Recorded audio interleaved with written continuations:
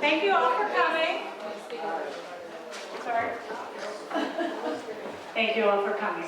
My name is Maisie Adams, and I'm pleased to welcome you on behalf of the three organizations that are co-sponsoring this series on preservation. Future Heights, the Cleveland Heights Historical Society, and the City of Cleveland Heights Landmark Commission. We think this is a great way for these organizations to partner. I'm going to pass the mic to our presenter today, Hamley O'Donnell, who is the Historic Preservation Planner for the City of Cleveland Heights.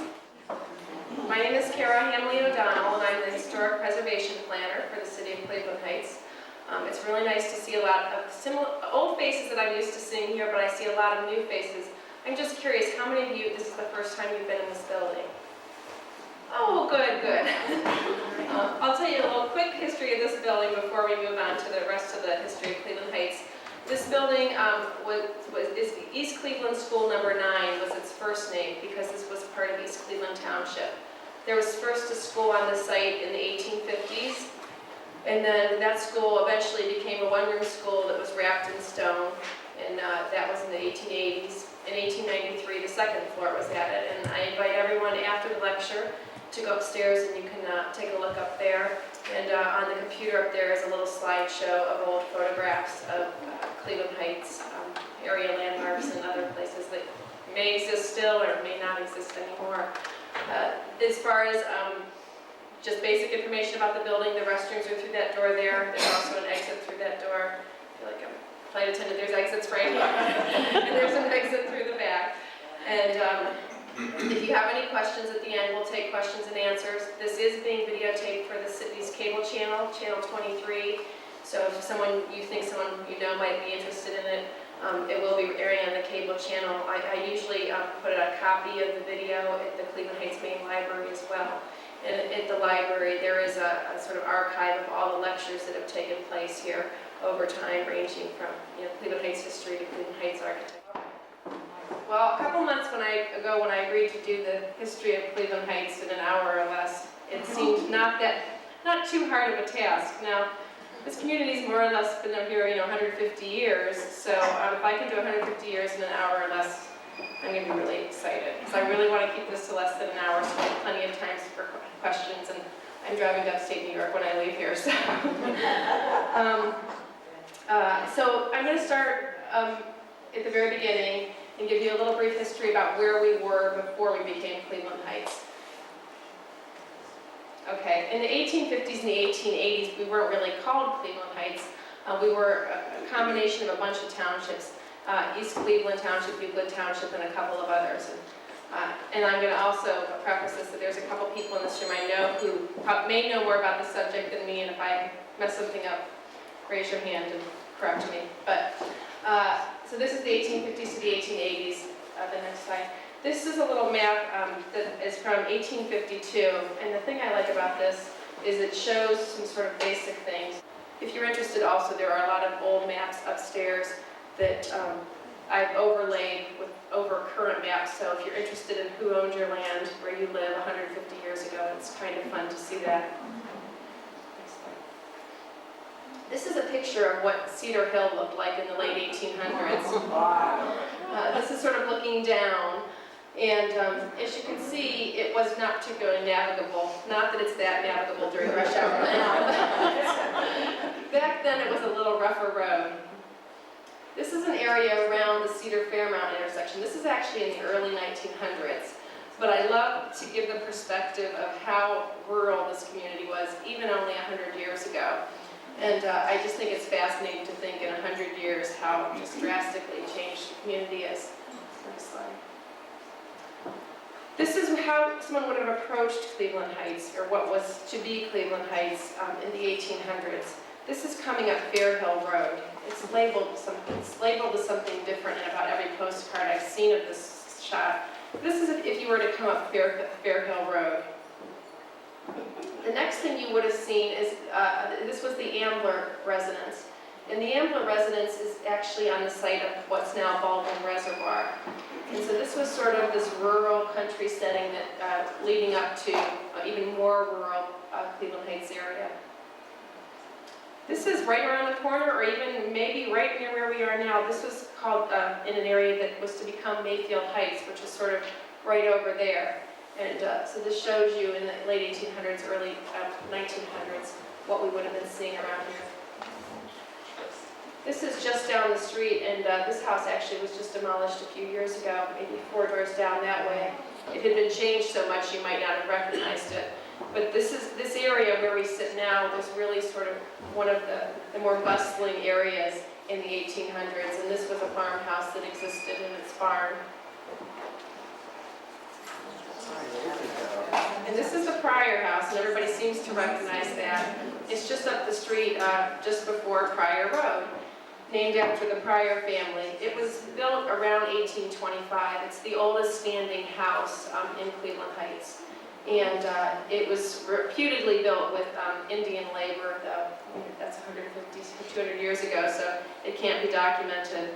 But one of the things that I think is interesting about this is that, first of all, John Peter Pryor owned John Peter Pryor's Lakeview wine farm. So this area back over here was his vineyards. And he was, in books of the 1800s, said to be one of the finest winemakers in all of Cuyahoga County. And he did something that a lot of other winemakers did. He grew the grapes and made the wine on site. Oftentimes those two parts were separated. And the thing that's interesting about this house is it's made from stone. And a lot of Cleveland Heights, you don't see a lot of stone today, but in the 1800s, what Cleveland Heights was a farming community and a quarrying community. So a lot of these earlier houses you'll see, this one is all made of stone. You see the schoolhouse, the first story is of stone. And a lot of the really old houses, the foundation is of stone. A lot of the houses in this neighborhood here, which we'll talk about a little bit later, if you look, you'll notice stone foundations into the early 19-teens. And once you get into the 20s, you more see brick. The next slide. This is the Dean Dairy. I know a lot of people who maybe lived around here for a long time remember the Dean Dairy. They may not remember this building. The U-Haul building on Mayfield Road was actually a Dean Dairy before it was U-Haul. Before it was the building that's there now, it was this building. And reportedly, Mr. Orville Dean built that by himself. He was a quote-unquote amateur carpenter, although it looks pretty professional to me.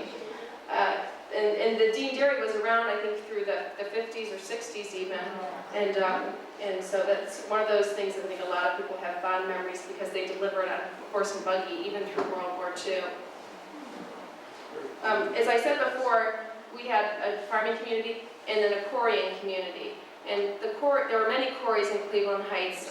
The most popular and most well-known is the Bluestone Quarry, which was up around where Denison Park and Denison Pool, Quarry Park in South Euclid. The main road is called Bluestone because they quarried bluestone there. And this is one of the houses that was part of that. This is the Asa Cady house, which was built in 1841. And I think this house is really interesting because when I was doing some research about Mr. Cady, I found out he was the vice president of the Cuyahoga County Anti-Slavery Society. So, it's possible that it could have been a house that was used on the Underground Railroad. We have no documentation, but because of his involvement, it's possible. And this was actually originally at the Noble Monticello area and was moved to the site on Bluestone Road. This is just up the street a little bit. You'll see the very simple architecture. I mean, these are pretty basic. When a 4-year-old draws a house, this is sort of what it looks like. And they're very simple, and they were worker housing. And this is the Schroeder house, was built in 1885 and 86. And Mr. Schroeder was actually the 2-term postmaster of the Bluestone Village, which is what that area was called, Bluestone Village. Next slide. Kind of moving down to the neighborhoods, this is the Penty house on Fairmount Boulevard, and another little kind of enclave of farmers was on Fairmount Boulevard down there around the Taylor section. And that was actually called Fairmount Road, and it sort of didn't go all, we think of Fairmount Boulevard sort of starting at Cedar and sort of coming down, but it actually sort of was right around there. It sort of started, and then it was this little simple block and Fairmount Road was kind of houses like this. Later on, we get Fairmount Boulevard. Yes, sir? Is it right across from the Rockefeller Church? Yes. Right, sort of, yeah, right. It's on the north side of Queenston. Queenston, Kingston area. Next slide. So you have a lot of these farming communities with, that need a school. And so that was when this school here came about. And this is a current picture, but I love it because it kind of gives you the sense that there's nothing else around. And that's really how it was back then. And we have some maps upstairs that you'd probably be interested in looking at that just show this sort of floating out there by itself. There's little houses up the street here, and so the schools that existed were basically built by the community, were this school here. I mean, in the 1800s, if you went to school, you went here. There was a Noble school that looked almost identical to this, where Noble School is now. And then there was Fairhill School, which was actually not in Cleveland Heights, but sort of in that area. So that was the three schools that covered a not very big population. I love this picture. Someone came to me right after we renovated this building. She said, I have these little pictures. I don't know if you'd be interested, and maybe you want them. And my mouth fell open because we had seen these marks, and when you leave, look, on either side of the entry, there's these little grooves. And I was just trying to figure out, were there downspouts there? What was it? What was where this little entry portico was connected? And this is around 1891. And it was like the great-great-great-granddaughter of one of the little boys in the picture. But I just think it's a wonderful shot. Now, where some of you parked next door, there used to be the Fairmount Methodist Episcopal Church. So you have these farming communities start, and they build schools, they build churches. This was built in 1878, and it was literally right outside there. We did some archaeology when we were starting doing this project, but we were unable to find any remnants of it. But this congregation was founded in 1875 and became Church of the Savior. Is that right, Marion? Yeah, later became, we know as Church of the Savior. And this building, unfortunately, is long lost. If you look in the left, you can kind of see the schoolhouse, like the little entry door off to the left of the slide.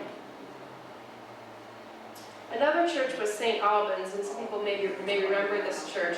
This is where the new St. Albans is, down the street at Edge Hill and Euclid Heights Boulevard. This was originally built in 1892 on Murray Hill, and then in 1897 was picked up and moved up to the location at Edge Hill and Euclid Heights Boulevard. The architect was a man named John Dolan. Unfortunately, now this is before I lived here, but I want to say it was the 70s or 80s it burned down. 80s. And later. So, and then eventually, and I guess it was pretty much lost, but it's a very quaint little, it's very unlike most of the churches in Cleveland Heights. It has this sort of country charm to it. Also, they needed cemeteries. In 1869, Lakeview Cemetery was founded, and it was designed by a landscape architect named Adolph Strock, who also designed Spring Grove Cemetery in Cincinnati, if you've ever been there. It's a similar design that was popularized, this sort of garden cemetery, instead of having sort of rows and plots and a grid, the idea of really making it a beautiful place. It's one of my favorite places in all the city. And then the Garfield Monument was built in 1890. And so that's sort of the monument there.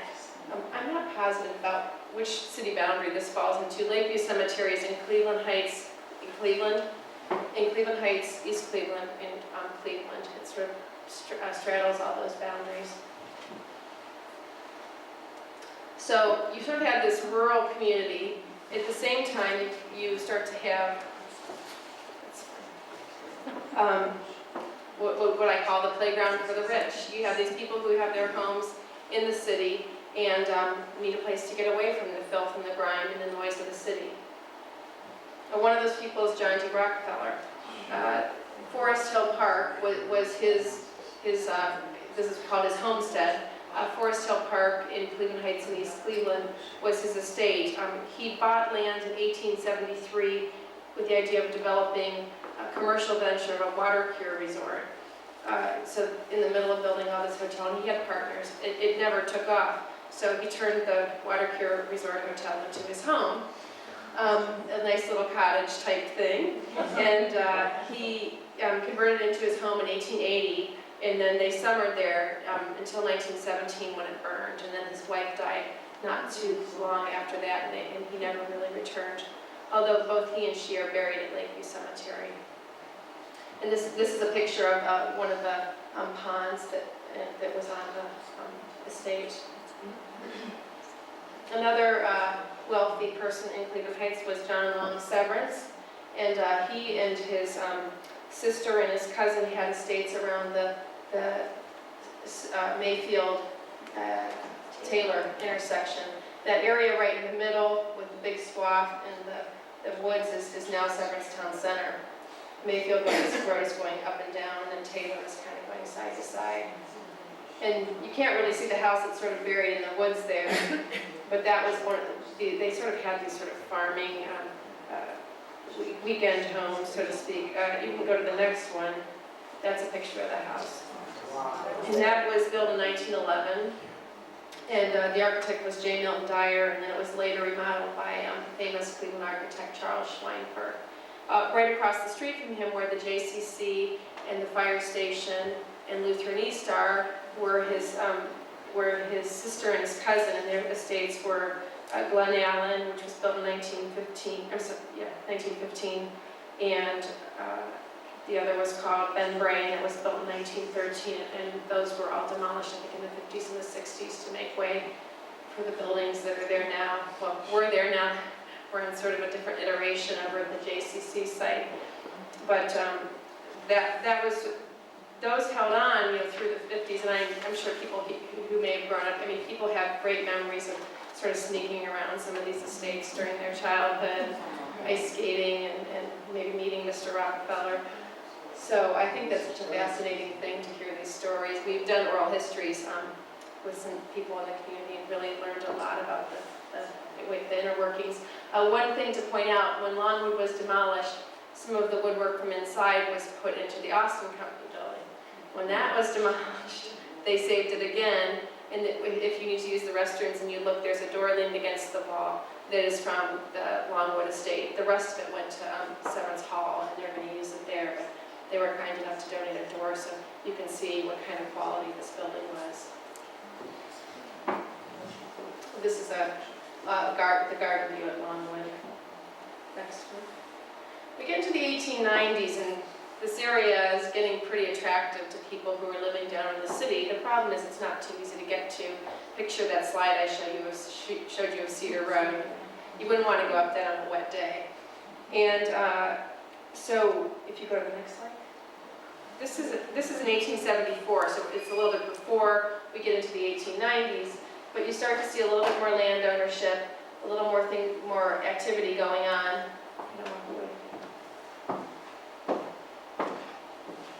You start to see again the names that we've talked about before. The Streeters. He owned a big plot of land that I'm going to talk about in a little bit. James Haycox owned a quarry, and that's one of the quarries. Possibly the stone for this building came from. You see the Stillman name. We have Stillman Road. You see Pryor's Lakeview Wine Farm. Here's our school right here. Pryor's Lakeview Wine Farm. I'm not sure if we've got any Rockefeller on this site, but that was about the time in the Shaker Society. Which one is Ambler Valley on there? Ambler Heights, the Ambler property. The Ambler Valley that runs... It's is this it right here? Yeah. Yeah, right here. Here's the Shakers. It goes along here. Again, I've got, it's easier if you can get it right up on these maps, and I encourage you to look at them upstairs. Next slide. So in the 1890s, this is the Grandview Belfield area looking north. So this is ripe for expansion. The Grandview Belfield streets, and you kind of think of them, they're off Cedar if you're not familiar. They're two very straight streets with very perpendicular lots, and those are the two first residential paved streets in the city. Those are that's sort of one of the oldest neighborhoods. Is that house still there? That one is still there. It looks quite different. It's been remodeled or remodeled. In the very background is one of the houses in a different development, which was Euclid Heights, which we'll talk about a little bit, which reached out to a different clientele. This was sort of your standard houses on 50-foot lots, working class people, and just, 2 streets straight in a row, which is sort of not, as anyone who's gotten lost in our city knows, most of our streets are not straight in a row and going at 90-degree angles. Is that looking north towards the lake? Yeah, that's looking sort of northwest. That house that you see in the very distance is Overlook. This is one of the houses on Grandview, and the reason I like this picture is that it's, look, there's nothing around it. And you think of Cleveland Heights as being this densely treed city, it's in our logo, but 100 years ago, it was farmland and there were no trees. Next slide. If I may, on that previous house, I believe that's the one I grew up in, 2200 Grandview, because I've seen other pictures of it listed as one of the first houses, if not the first. And it now has a stone facade that comes halfway up and an enclosed front porch. And also, 2200 Grandview, and also, oddly enough, it's the house they used for the exterior shots on the Drew Carey The show. Drew Carey. Marianne Morton is nodding in the background, so you're right. It's sort of across from Giant Eagle. I want to say Russo's, but it's Giant Eagle. It's up about 5 houses. Right. So this is what we're looking at. Sorry, I went too far. Sorry. No, I think you're okay. Okay, what it said was 1900s to 1910, a streetcar suburb emerges. And in 1901, actually, Cleveland Heights became Cleveland Heights. Up until that point, we were these townships, the areas of certain townships. We became the hamlet of Cleveland Heights in 1901. And then in 1903, we became the village of Cleveland Heights because they kind of did away with the hamlet designation. So this is a 1903 map. And you think about the map I showed before, which didn't show any streets besides, say, Mayfield and Taylor. This is 1903, and you see what a big difference we're talking about. I have a special affinity for this. I wrote a 300-page master's thesis on it. I could talk 2 hours just about that neighborhood. Next slide. This is the Patrick Calhoun house. It's on Edge Hill Road, sort of the far western edge of Edge Hill Road. Patrick Calhoun was sort of, you had the guys who did the Grandview Belfield neighborhood as sort of being, starting some development. This guy had a different idea about what the development would be. It wasn't sort of everyday family kind of development. It was rich people. And he had a good idea about how he was going to lay this out.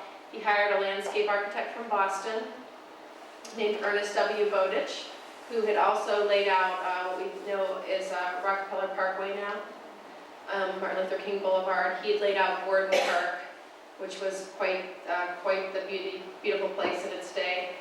He had laid out a lot of parks in Boston.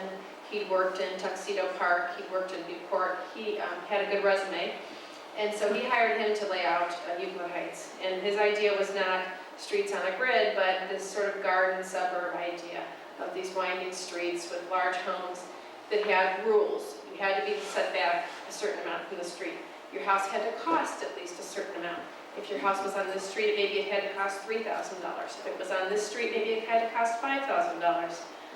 Those numbers seem very low, but at the time, these were, sort of the who's who of Cleveland. If you look in the Town Topics, which was the society magazine of the day, it's sort of, there's a lot of Cleveland Heights, or at that time they called this area Euclid Heights because that was the main development.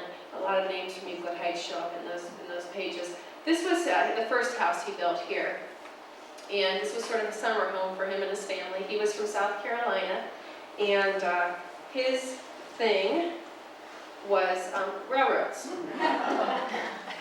And this was actually a caricature in a San Francisco magazine.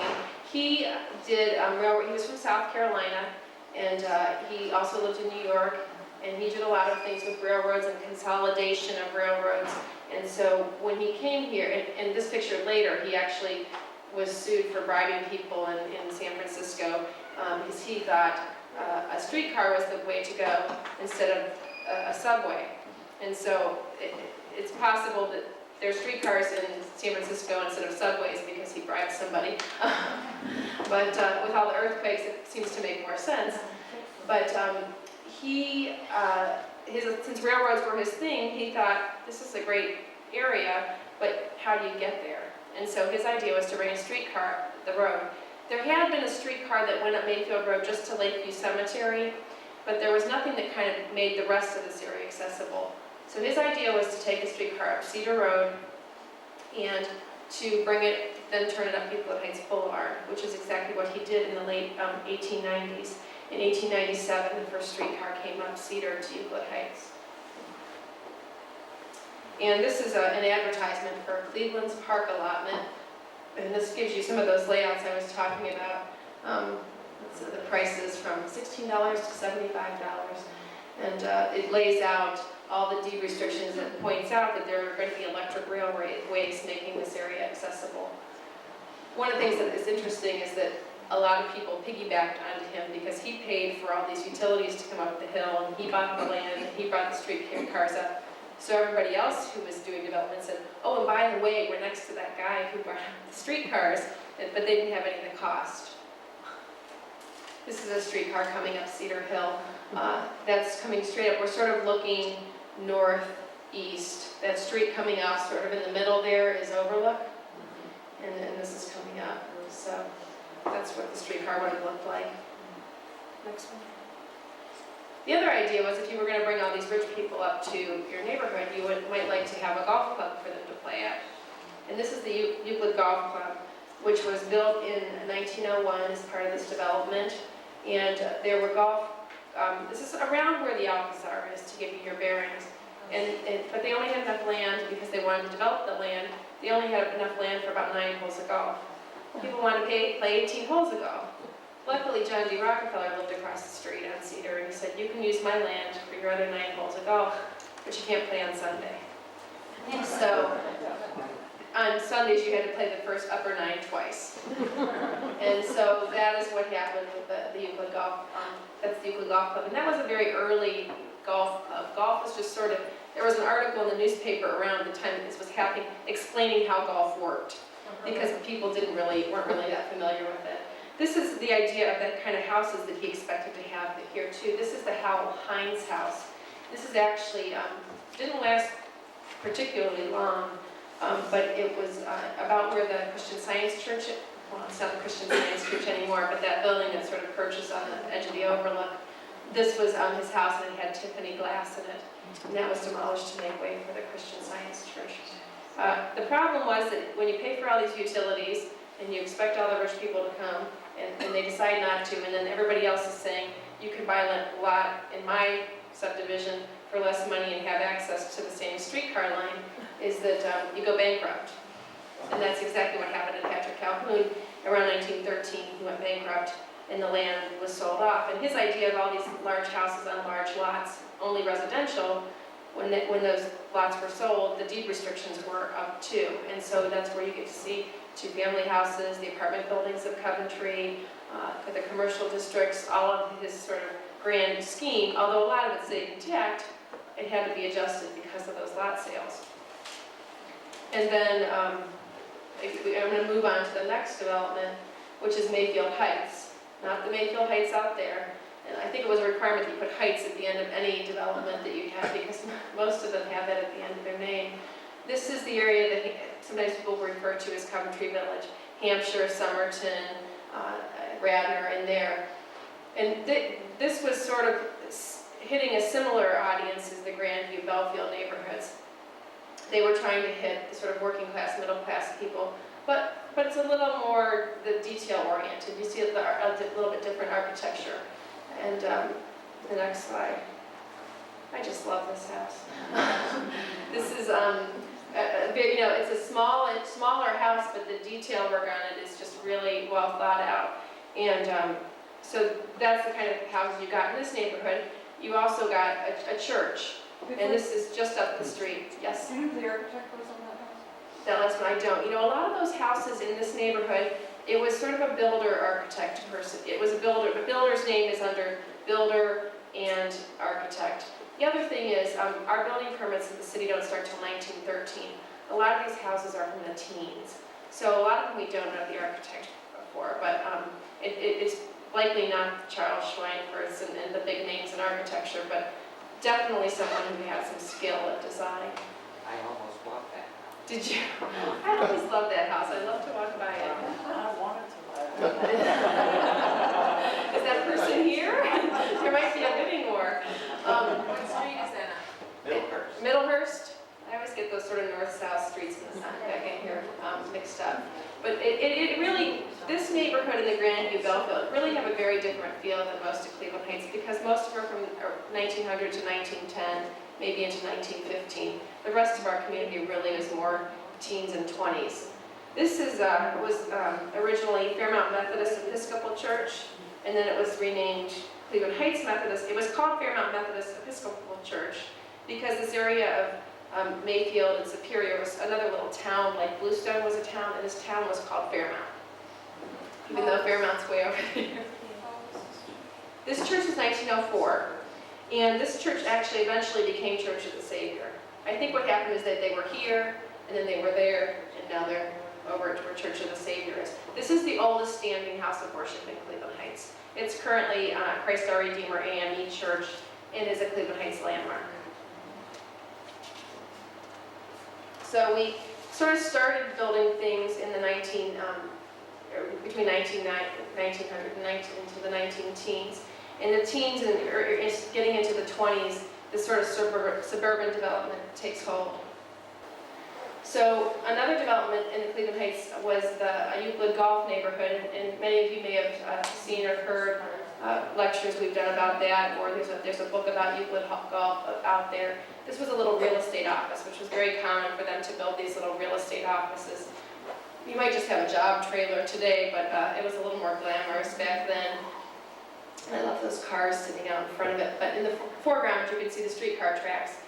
This development, like Euclid Heights, this Euclid Golf development, which was on that land across the street that John D. Rockefeller leased for the Euclid Golf, worked a streetcar line into their development as well, and that was up Fairmount Boulevard. Next slide. And this is a B.R. Deming development, and this is B.R. Deming's house, which everyone sort of knows.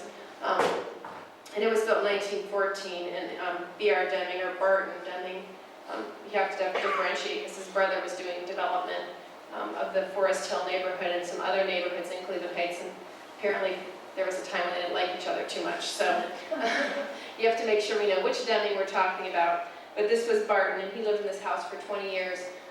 Some people I've heard it called the Spite House before because if you look at it, it's very shallow and very long, and people have said that someone didn't think he could ever build on there, and he built on them to spite them. Yes? Fairmount and Cedar. I looked at a room in that house in the early 60s, and I was told it was built as a two-family. My understanding is it's a single family. I know in recent years it's been operated as a multi-family dwelling. It's been divided up.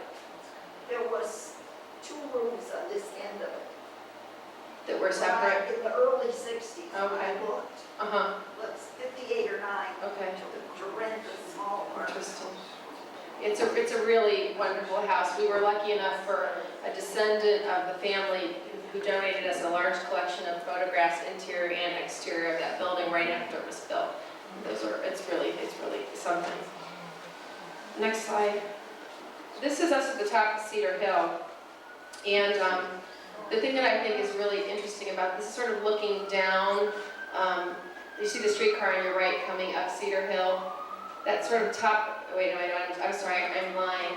I'm looking from the top of the hillside down, and this sort of tells you this is sort of the hub of what was going on. You know, there's all these new developments that sort of sprung out from this intersection.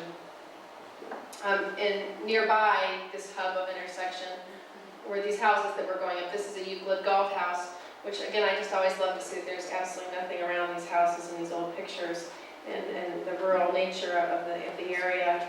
Is this one still around?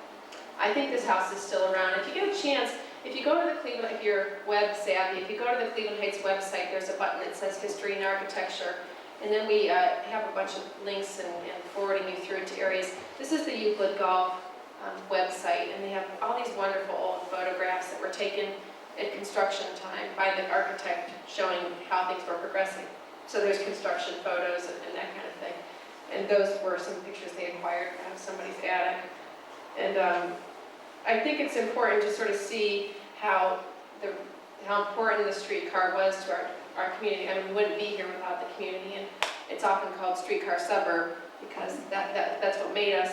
And there are some remnants in Cleveland Heights of the streetcars. This was at Hampstead. A few years ago, they were repaving it, and the streetcar used to go out Cedar, and then it would loop into Hampstead and turn around and head back. And so when they were doing the construction, they called me and they said, "You've got to see this." And you could see the track, how they kind of backed out. I thought that was really neat. And I just noticed out here they've got this alternative. You can see the brick road underneath Before the streetcar, I understand that the interurban actually went all the way out. Mayfield, Should have went all the way out to. through Gates Mills. Right, and kept going right there. The interurban, which was went interurban, went out Mayfield Road, and that was an early. And in some cases, the streetcar lines kind of tied into that as well, but ran by different. You could go the other way to Cedar Point. You could go westward to Cedar Point on the interurban. I've heard that from people too, and it was pretty common to do My that. parents did not. The interurban what? Railroad. It was a railroad. In Gates Mills, you know, there's those sort of bridges that are just pedestrian bridges now. I don't know if you know that area, but there were old interurban bridges out that way too. 100 years ago, you could cross the country on a streetcar. Right. Who'd have thought? Now it's a little difficult to go anywhere on a train, unfortunately. Okay, and then I'm going to do a little, so this area that was so bustling also needed a school. And there was the remnants of a quarry. There was a quarry around where Roxborough School now sits. In fact, people who grew up on Grandview and Belfield remember these loud blasts, then you kind of had to duck because gravel would come sailing through the air. And there was a shooting range around where Ambler Heights is, that people remember also. Not some place you may want to let your kid run around. But one of the things that was a problem was that they had this big quarry here, and then there were these people who wanted to build a reservoir over Baldwin Reservoir, where Baldwin Reservoir is. Well, you need a big hole to build a reservoir, and we had a big hole up the hill, so they said, "We'll give you this dirt to fill the quarry, and while we build this reservoir." So to get it there, they had to build a bridge, and they had to build a railroad. And so this went over the sort of the Shaker Lakes area that you think of. I keep saying I'm going to go around there and dig around and see if I can find any abutments. I think they thought that some remnant might still be there. But they built this railroad, this temporary railroad that just went back and forth, dumping dirt to build the reservoir. Often what they did was put trestles like that because of the steam locomotive, they would fill them in with brickbats. So you wouldn't see the trestle or the abutment. It may be that road that comes from Fairhill down to North Park. So it may be a road now. This is a picture I just acquired relatively recently, so I haven't had a real chance to, and some maps that actually go with it from a gentleman who's been doing this research, and so hopefully we can kind of put the pieces together. Do you know anything about the bridge that used to go across the creek from Cleveland Heights over to Fairhill? I don't. I That know. was there in the 50s, it was still Yeah, there. and then it's fallen down. And I know a lot of people would like there to be one again. It was a wonderful way to get from Shaker Square to Cleveland Heights. Right. And it was picturesque and simple and quick, and what a shame. I think it was declared unsafe and they closed it. What roads were there supposed to be? North Park and South Park. Are you talking about this or what they're talking It's about? actually North Park and Fairhill. North Park and Fairhill. There was a pedestrian bridge. Right at the end of Larchmere, where Larchmere goes into Fairfield. Next slide. I mean, Northmoreland. In the very distance, you can see Roxborough School, so that's where they built the school. And I love the streetcar to nowhere, is sort of what it looks like. And this is Fairmount Boulevard. Of the elementary school? In the very distance. Roaring 20s, next slide. We became a city in 1921, so because our population hit sort of a high. In 1910, the population of Cleveland Heights was 5,000 people. In 1920, it was 15,000 people. In the roaring 20s were really roaring. By 1930, in 1920 we were 15,000. 1930, 50,000. So from 1910 we go from 5,000 to 20 years it's tenfold population growth, and we pretty much stayed around 50,000 ever since that time. So we really leveled out. The Depression kind of stopped everything. So there were a lot of developments just going out around town. These are picture postcards that you can pick up and send across the country. This is the junction of Fairfax and Lamberton Roads. So I'm going to go through kind of quickly on some of the architecture of the community. The thing I think that is so, this is on Coventry. This is we knew we had to name this as a Cleveland Heights landmark because it's called the Nut House. The original owner was Joseph Arnett, and I just said, we've got to have a landmark named the Nut House. But the thing that I think is so interesting about our community is the diversity of architecture. I mean, you can live in a house like this, or you can live on the third floor of a two-family house. And the Nut House was built in 1910, and that was as a Cleveland Heights landmark. As I said, it actually was used by St. Anne's for for the nuns for some time. Yeah, this is the Canfield House, and this is 1912. This is Bonnard and Parson, who were sort of a well-known Cleveland Heights architecture firm. And this has this sort of Frank Lloyd Wrightian style, and it's from around the same era, 2 years later than that house I just showed you. So you see, in the same time range, I think it's so interesting how diverse it is. And I love the fact that you can, start here, as I did in an apartment above Nighttown, and then you can sort of move up to a bungalow, and you sort of move up to a colonial. And Where is it? this is in the Chestnut Hills neighborhood on Landon Road. Yeah, and they just painted this a couple years ago. We're really trying to get that Frank Lloyd Wrightian look. And again, like I said, you've got the two-family dwellings. I'm not positive. I think this is from Hampshire Road, but it may be somewhere in the North Coventry neighborhood. They call it the official state of Ohio designation for this type of architecture is the Cleveland Double, because there are so many of them here in Cleveland. And I love when you look down the road, the streets, how these sort of parade along. You've got that kind of chunky double front porch, and the gables all sort of match. When I was doing some research a while ago, I did some research on these two-family houses on Hampshire Road. And one of the things I found interesting is I was looking at the developers and the builders of these houses, and there was this guy named Patrick O'Donnell, who was a builder who built a lot of stuff, and I found that every single one of his gables had this downward pointing arrow. That was sort of his trademark. So whenever I see a house in a different neighborhood, I always wonder if it's an O'Donnell because of the downward pointing arrow. Next one. These are apartments on Hampshire Road, and a lot of times with some of these sort of apartments and two families, you sort of see the same plan duplicated. These are sort of twins next door to each other. And in Cleveland Heights, we do have Sears homes or catalog homes too, where you would just buy that and pick it up. The other thing is I've been doing data entry on all the building permits, trying to get them into a database, and I'll find things that'll say that this is a duplicate of permit number 123. It'll be a house, you'll have a house on Woodview, and then you'll have a house on Ormond or something. And I'm sure the owners of those houses would never notice that their house had a twin because it's on a completely different portion of the city, although oftentimes you'll get the same street where they reuse the same plan several times. Next.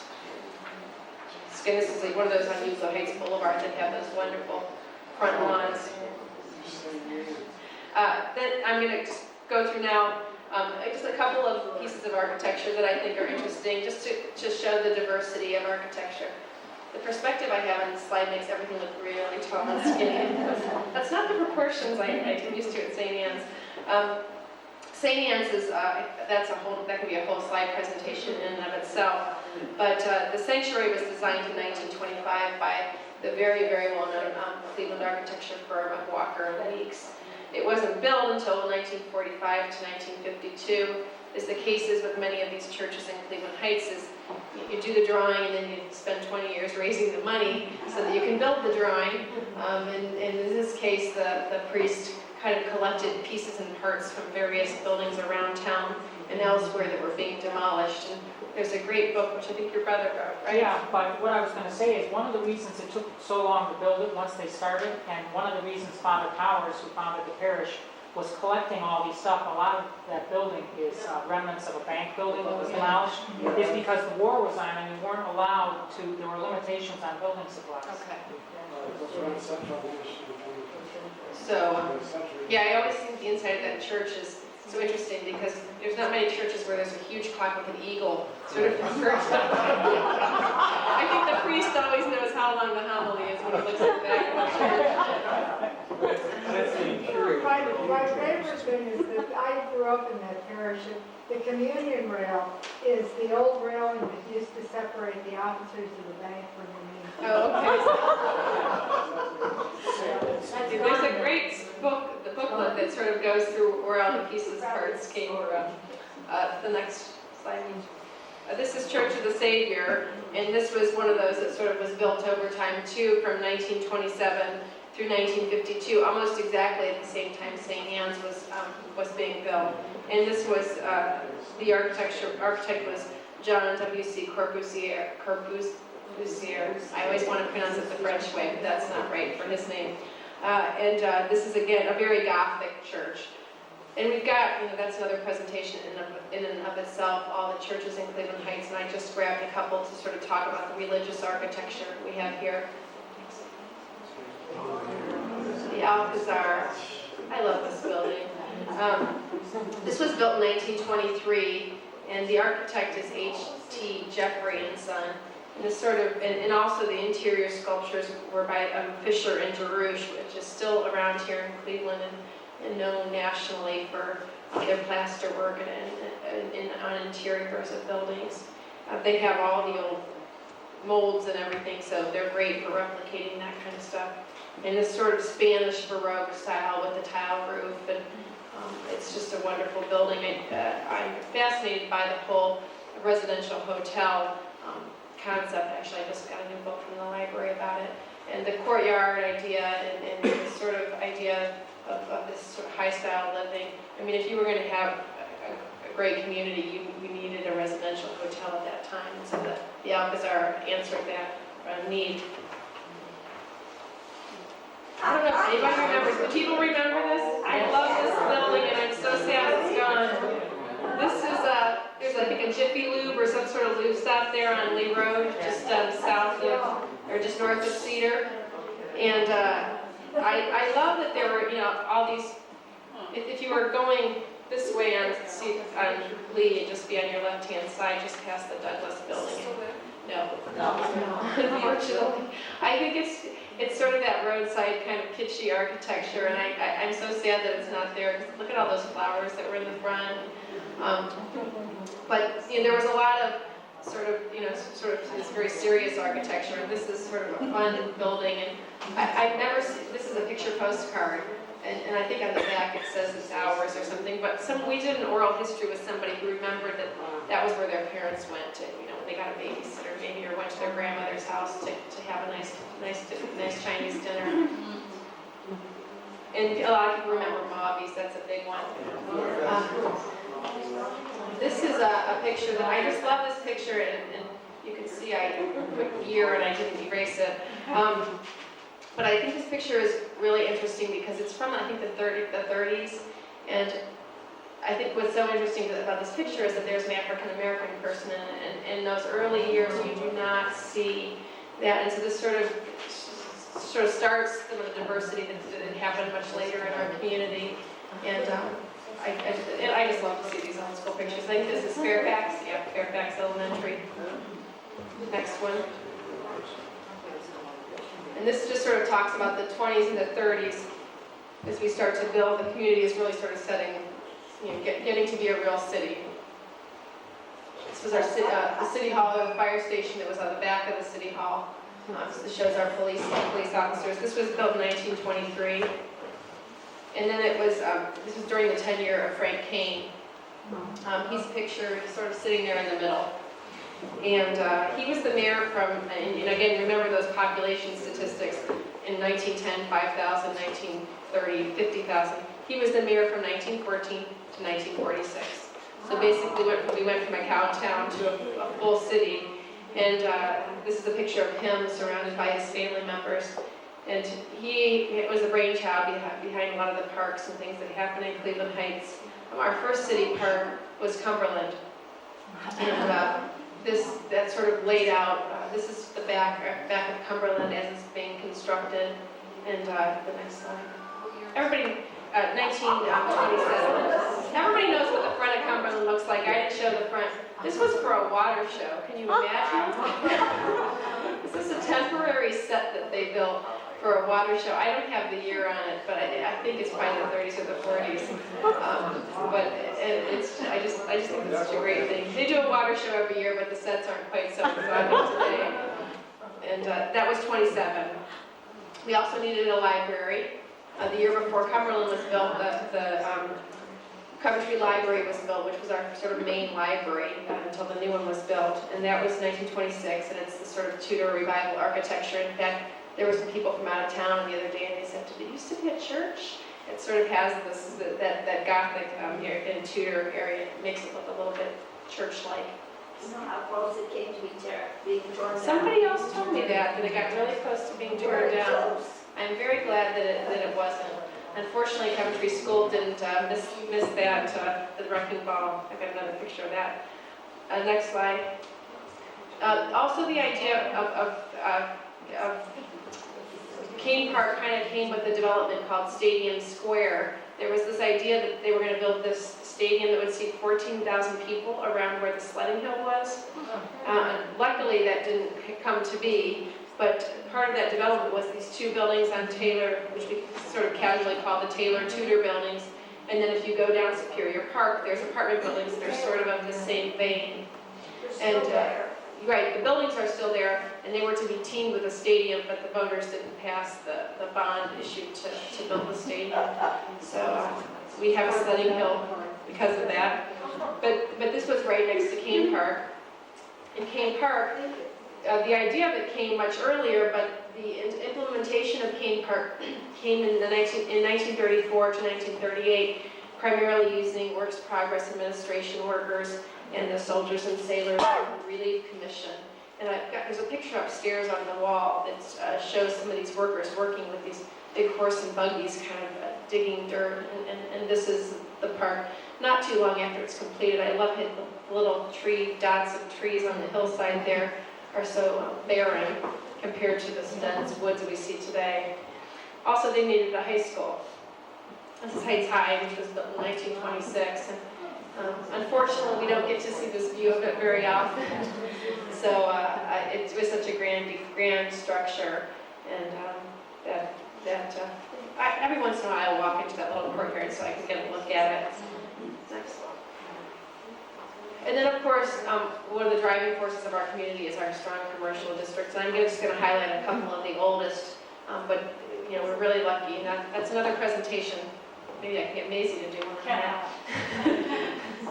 This is the Cedar Fairmount, and again, this is sort of before you see all this density. There was Doctors Hospital. Someone mentioned at the corner there was Doctors Hospital, which is now Hillcrest.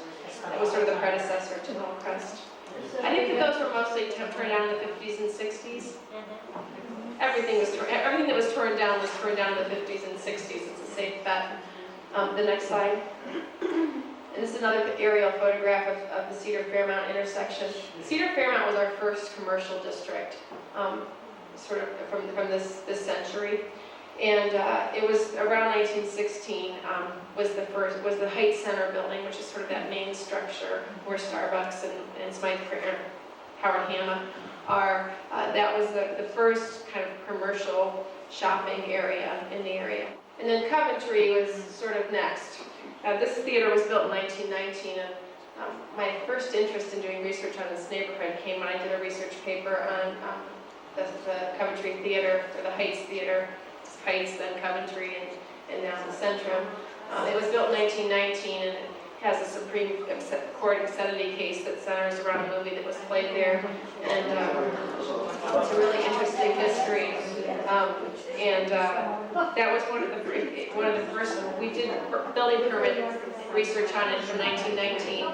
And you can see the streetcar tracks in the foreground also. Next slide.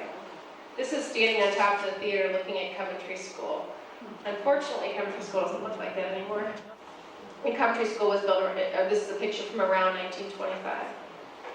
And this school was used as a school until about the time Coventry School, Fairfax School, Boulevard School, of course not the ones that are there now, but the originals were built. This is one of the later commercial districts. This is the Heights Rockefeller building, which is, we're going to be having, for those of you who are Cleveland Heights residents, in the next focus, we're celebrating its 75th birthday this year. And this was a part of, and so there'll be an article that gives you more information, but this was started in 1929, which is not really one of the better years to start a construction project, and was finished in 1931 when it opened May 2nd.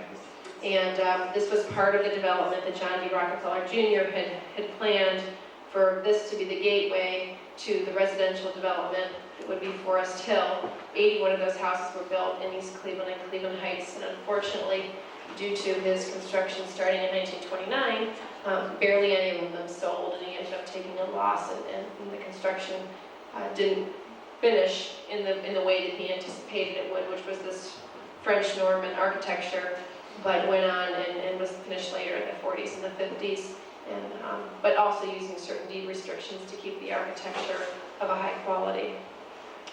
Next slide. This shows one of those houses, and those are listed on the National Register of Historic Places, as is the Heights Rockefeller building. And then the Cedar Lee, which is, I sort of consider Cleveland Heights Main Street. And that's the Cedar Lee, which is a great building.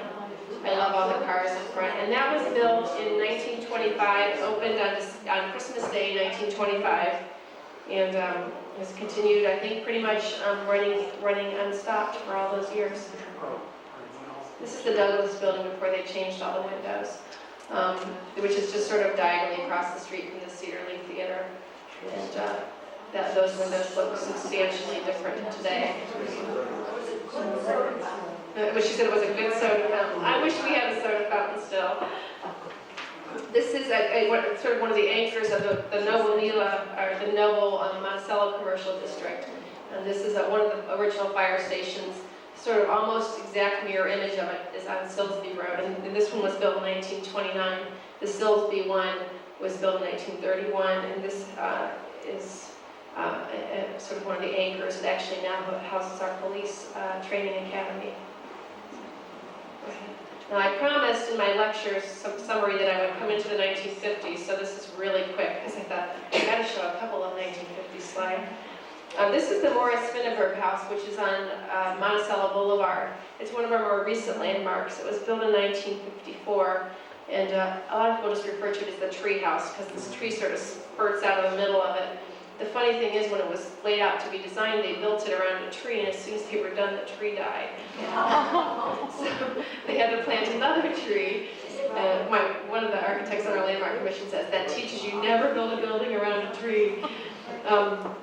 And so that was, I'm just showing you two sort of modern architecture pictures, but that's a really striking building, and very much the architect who's still alive today was very influenced by the Frank Lloyd Wright style that was popular.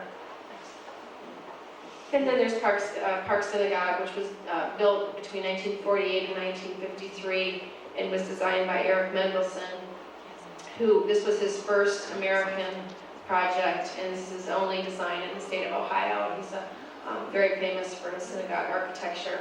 And this actually is, Park Synagogue sits on the former site of Park School, which was a private school that was around for not a very long time, but some of the buildings are still back there within the Park Synagogue campus and are used for daycare and preschool. And that was sort of Where is that located now? between Euclid Heights and Mayfield, just before Taylor. You can't see it from the street, especially this time of year. You'll see there's some kind of blonde brick posts. And if you haven't been back there, drive back. It's a striking piece of architecture, and the setting is beautiful. Okay, so I'm just kind of wrapping up here. I just think, this is sort of a picture of a sort of standard Cleveland Heights street with our colonial revival architecture. I think part of our attractiveness is here is our well-preserved neighborhoods, the diverse architecture, our progressive and historically minded residents. And just as a celebration, Preservation Month starts next month, which is Monday. And I would encourage everyone to learn more about historic preservation, learn more about our community's history. I am a historic preservation planner for the city of Cleveland Heights, and one of my jobs is to help people if they have questions about their house, if they're trying to figure out the best way to preserve their house. One of the services that the city offers free of charge, your tax dollars at work, is I can come to your house and help you, give you some advice on how to preserve your house. I can also, using a database I've been building, help you research the history of your house. As Maisie mentioned before, on May 31st, I'm going to be doing a workshop over at the community center.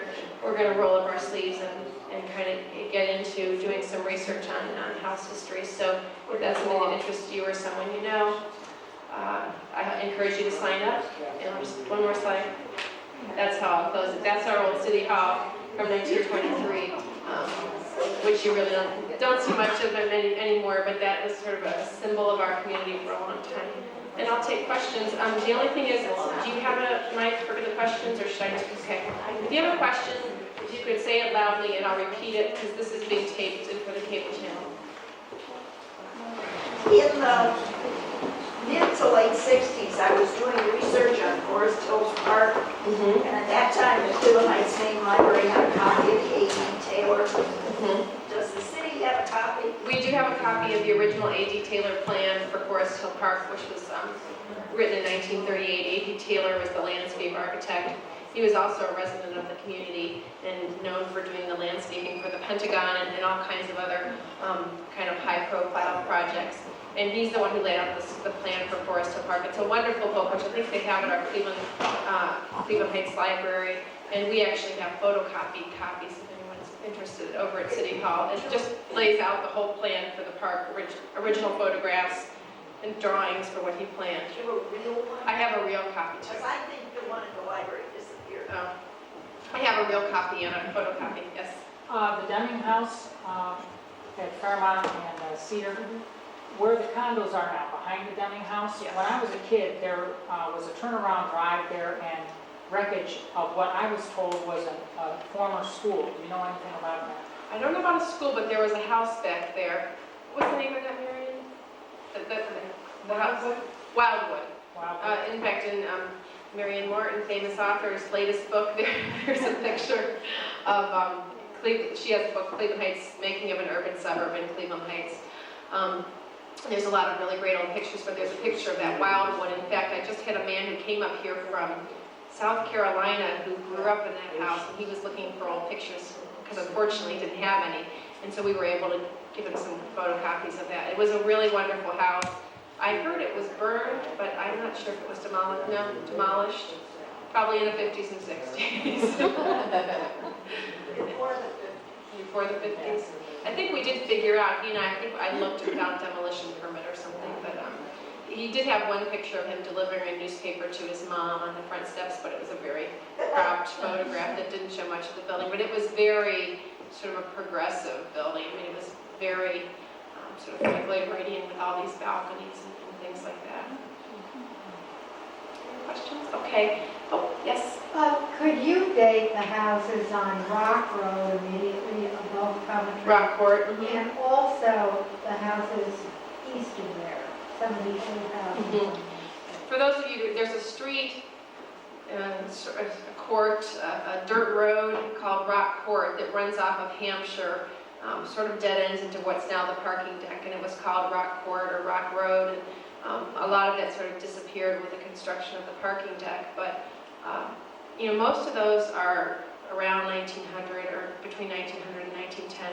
I mean, I could look at a map. There's an 1898 map sitting out upstairs, so it'd be interesting to see how many of those show up on the 1898. I've also got a 1912 map to show. But those houses, you drive down Rock Court, it's like a different world. I mean, you feel like you're in a totally different community. It's just very kind of rural feeling.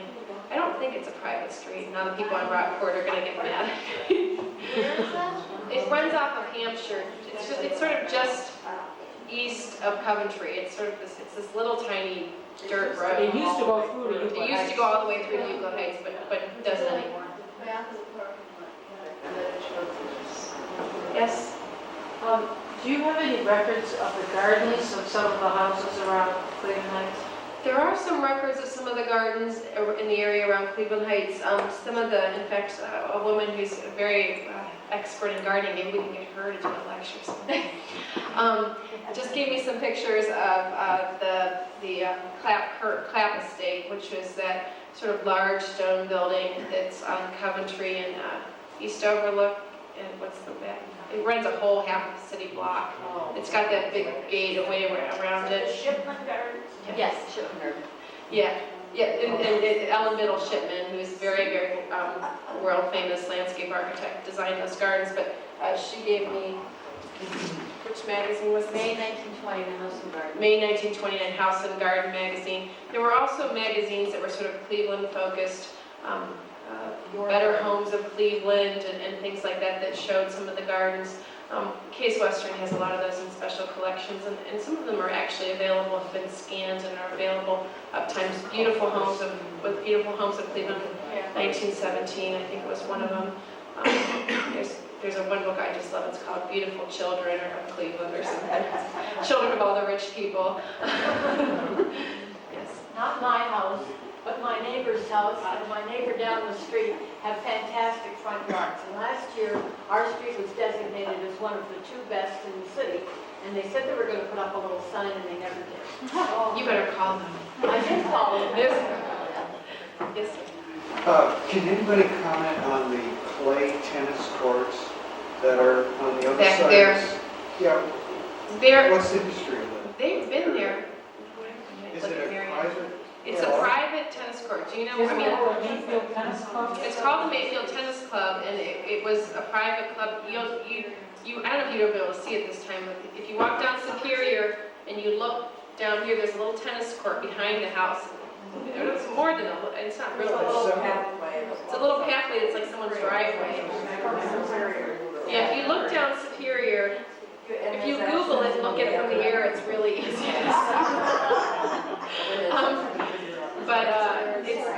We were looking at it, my husband said, "What is that?" I said, "That is a tennis court." You can kind of see it if you look down the driveways. It's not real easy to see them, but you'll see the high fence. What was the golf course called? Euclid Golf. The Euclid Golf Course. Some rumors say it was built on the dump. I don't know. Dennison Park is built on a dome. It was presumably a dump right at the top of the hill. I don't know. They made a golf course. It wasn't there too long, was it? Yeah. The golf course started, the clubhouse opened in 1901, and unfortunately that building was demolished, I think, in 1913. I mean, it only was there for 10 or 15 years. That gorgeous building came down, pretty quickly, and the houses went up. Do you have any documentation, photos of the Shaker Lakes area, the Cleveland Heights side, where they have the stone walks and stairs that are all kind of In Shaker Lakes? Yes. I don't, but the Shaker Lakes are an interesting land study, I guess. Actually, those were laid out by that landscape architect, Ernest Bowditch, that laid out that Euclid Heights area. But in the late 1800s, the land is actually half in Cleveland Heights and half in Shaker Heights, but it's owned by the city of Cleveland. So it's on a long-term lease to the cities, and actually that lease may be up already, or if it's not, it's near. But I don't know about the history of. Aren't those the foundation for the Shaker Sawmill? Oh, is that what you're talking about? The Shaker Sawmill? There was a mill. I wasn't really talking about the mill, I was talking about more between Coventry and that bridge, the steps and the paths that are sort of down in. Yeah. All of that was actually some of those are the sort of remnants of the Shaker Mill site that was down in there, but then also I think in the 20s or the 30s, a garden club, which you may know more about. to the Shaker Lakes Garden Club. Do you know what year that is? I remember seeing a drawing I'm gonna say before. it's even earlier than the 20s, late teens. Okay, late teens, kind of took, their idea was to take those remnants of the thing and make it sort of a park, but it's really down there and it's hard to get to. And actually, a coworker of mine's son is an Eagle Scout project, went down there and tried to pull all these invasive species, but they're invasive. Keep coming next if you're down there, pull weeds. Since you began with the idea that it was an agricultural community, it might be interesting to remember that as late as 1953 and 54, at the corner of Taylor and Mayfield, there was a huge wheat field on the Severance estate, many acres. The wheat field, and I have pictures of wheat rolled up in rolls, kind of parked all over They there. did it to get the farm taxes. Oh, okay. It said it was 53, 54, there was still a farm on the estate of the Severance. Right at the corner of Mayfield and Taylor. And it was torn down in the late 50s, so it was probably pretty much up until When the Severance end. went up, the field went by. Okay. And that was very controversial. That's a whole other presentation on the controversy of tearing that down. Yes. I've heard that Cryos has a farm where the Cedarhill Baptist Church is, do you know anything about Oh, yeah. The Crowell's house was where the Cedar Hill Baptist Church was, which actually originally was Patrick Calhoun, who was that first developer. He actually built that house for his family and then sold it to the Crowells. But it's known as the Crowell House because they had it for substantially longer. I don't know whether they had a farm or not. I've never. It wasn't a farm. Just a big house. Well, I think It was a huge. because I remember hearing about the cows kind of run. There was a huge dark stone house that was torn down in the late 40s. That was on Overlook. Where the Mornington Lane condos are? Is that where, or Stonehouse and Overlook? I don't know. There's probably in the 50s You know, there's a and 60s. huge stone house on the corner of Overlook and right before the hill goes down, right now. Across the street from it down. Okay. Was another huge stone house. There were quite a few large houses. Where the Overlook, where the. Oh, yeah, right. There was quite a few. Overlook, when that development first started, the Euclid Heights allotment, Overlook was sort of like the who's who of like gigantic houses. And the Herrick Mews are, if you've ever been back there, are actually the carriage houses to those large mansions, only one of which survives. The 4 carriage houses, or 5 carriage houses, still exist. Unfortunately, the mansions for most of them are long gone. But there were quite a few large houses on Overlook, some of which are still there and have been turned into, multifamily or office or nonprofits. But the other industries on the ones that were torn down to put up the apartment building? Mary Morton probably does, because I know she knows a lot about Overlook. That's the William Low Rice house. William Low Rice House with all the big columns. He was the one that was murdered. Right. But those buildings were, when I was a kid, those buildings were already rubble before they built the rolled-up towers there. Those had been fallen apart at ruins for years. It was mostly woods overgrown. Somebody told me, and it sounds ridiculous, that's why I want you to clarify for me. Somebody told me we're Beaumont schoolers and they have the big stone fence. But somebody lived there at one time and they used to have wild animals. Oh, yeah. Kenyon Painter. It's called, the house is there, it's, the Ursuline nuns live there. And he has what do they call that room? It was trophy room. There's a whole room that he built for the trophies of his Sounded too crazy. Yeah, well, he ended up, I think, being arrested for tax evasion, and that's how the nuns ended up with the property. But there's always these interesting stories about these people. But yeah, that, in fact, we just discovered that the house that many of you may have been reading about in the Sun Press that Ruffing is looking at buying was actually an original carriage house that went with the Painter estate, which is now mostly owned by Beaumont. Yes, sir, Matt?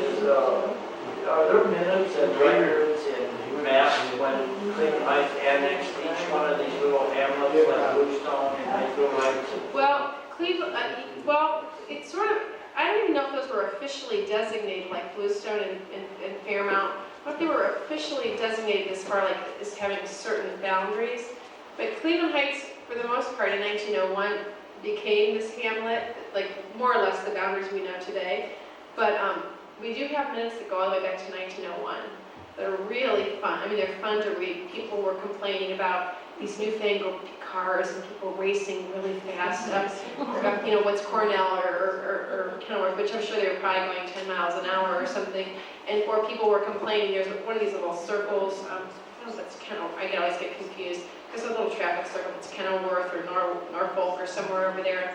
People were getting mad because cows were grazing there, and it was, so it's, 100 years ago, it's just fun to read the things that were controversial and to think, what would you do if you saw a cow walking down? Though I've heard there's a wild turkey running around our community. Several people, and it's been spotted in like very distance, making good time, traveling around Cleveland Heights.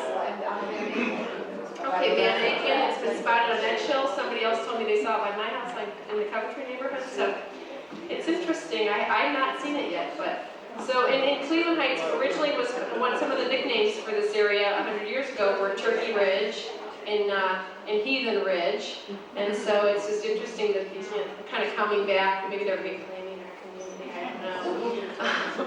Well, I thank everyone for coming again. I welcome you to go upstairs and take a look upstairs if you'd like.